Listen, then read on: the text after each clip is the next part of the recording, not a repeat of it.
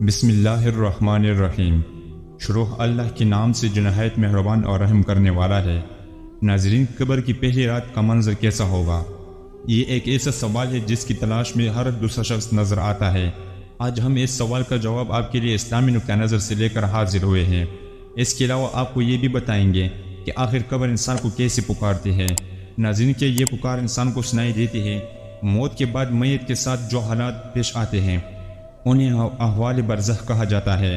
احادیث سے بطور خلاصہ جو باتیں معلوم ہوتے ہیں ان کا مختصر بیان یہ ہے کہ جب میت کو قبر میں دفن کر دیا جاتا ہے اور لوگ ابھی اتنے دور واپس آئے ہیں کہ ان کے جوتوں کی آواز میت سنتا رہتا ہے، دو فرشتے اس کے پاس آ کر اسے بٹھاتے ہیں اور 3 سوالات اس سے کرتے ہیں۔ من ربو کا، تمہارا رب کون ہے؟ ما دینوں کا، تمہارا دین کیا ہے؟ اور حضرت محمد صلی اللہ علیہ وسلم کی شبیہ ظاہر کر کے پوچھتے ہیں کہ ان کے بارے میں تم کیا کہتے ہو۔ اگر ان تینوں سوالات کے جوابات صحیح دیے تو اس کی قبر میں 70 ہاتھ چاروں طرف سے وسعت کر دی جاتی ہے اور قبر میں روشنی کر دی جاتی ہے۔ فرشتے اس سے کہتے ہیں کہ ابھی تم دلہن کی طرح سو جاؤ۔ اگر جوابات نہیں دے سکا اور حیرانی اور پریشانی کا مظاہرہ کیا اور کہا کہ میں نہیں جانتا، لوگ جو کہتے تھے میں بھی وہی کہتا تھا، تو پھر زمین سے کہہ لیا جاتا ہے کہ اس پر تنگ ہو جاؤ۔ پس اس کے تنگ ہونے سے اس کی پسلیاں ادھر کی ادھر ہو جاتی ہیں اور قیامت تک اسے مختلف قسم کا عذاب دیا جاتا ہے۔ حضرت ابو سعید خدری رضی اللہ تعالیٰ عنہ سے روایت ہے کہ سرور کائنات صلی اللہ علیہ وسلم نے فرمایا، لوگوں لذتوں کو ختم کرنے والی موت کو کثرت سے یاد کیا کرو۔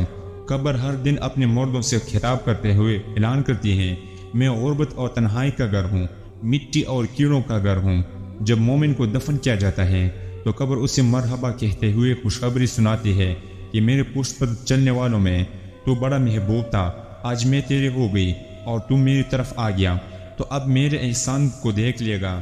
یہ کہہ کر قبر اتنا تاحد کشادہ ہو جاتی ہے اور جنت کا دروازہ اس کے لیے کھول دیا جاتا ہے، جہاں سے اس کی جنت کی تازہ ہوا آتی ہے۔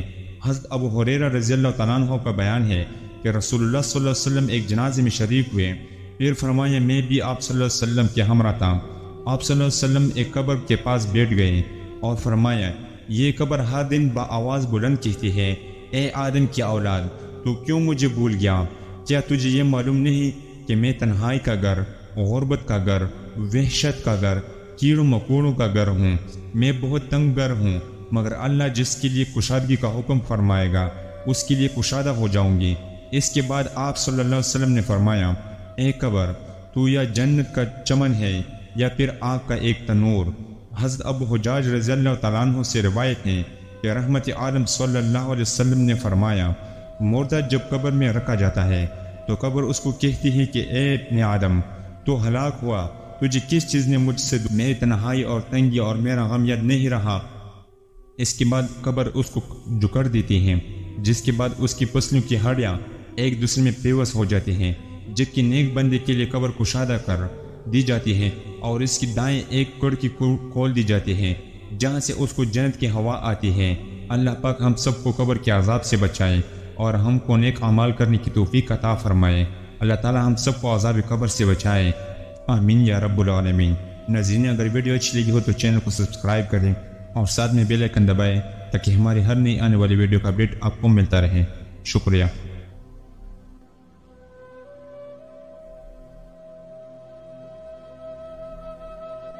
مردہ قبر میں بیٹھتا ہے اور ان لوگوں کے پیروں کی آواز بھی سنتا ہے جو اس کے جنازے کے ساتھ قبر تک گئے ہوں۔ مردے سے اس کی قبر کہتی ہے، اے ابن آدم، یہ ہلاکت ہو، تو نے میری تنگی، بدبو اور کیڑے مکوڑوں کا خوف نہیں کیا، اس لیے تو نے ان چیزوں سے بچنے کے لیے تیاری نہ کی۔ بدعمال مردے سے قبر میں کہتی ہے، تجھے میری تاریکی، میری وحشت، میری تنہائی اور تنگی اور میرا غم یاد نہیں رہا؟ اس کے بعد قبر اس کو جکڑ دیتی ہے، جس کے بعد اس کی پسلیوں کی ہڈیاں ایک دوسرے میں پیوست ہو جاتی ہیں، جبکہ نیک بندے کے لیے قبر کشادہ کر دی جاتی ہے اور اس کی دائیں ایک کھڑکی کھول دی جاتی ہے جہاں سے اس کو جنت کی ہوا آتی ہے۔ اللہ پاک ہم سب کو قبر کے عذاب سے بچائے اور ہم کو نیک اعمال کرنے کی توفیق عطا فرمائے۔ اللہ تعالی ہم سب کو عذاب قبر سے بچائے، آمین یا رب العالمین۔ ناظرین، اگر ویڈیو اچھی لگی ہو تو چینل کو سبسکرائب کریں اور ساتھ میں بیل آئیکن دبائیں تاکہ ہماری ہر نئی آنے والی ویڈیو کا اپڈیٹ آپ کو ملتا رہے۔ شکریہ۔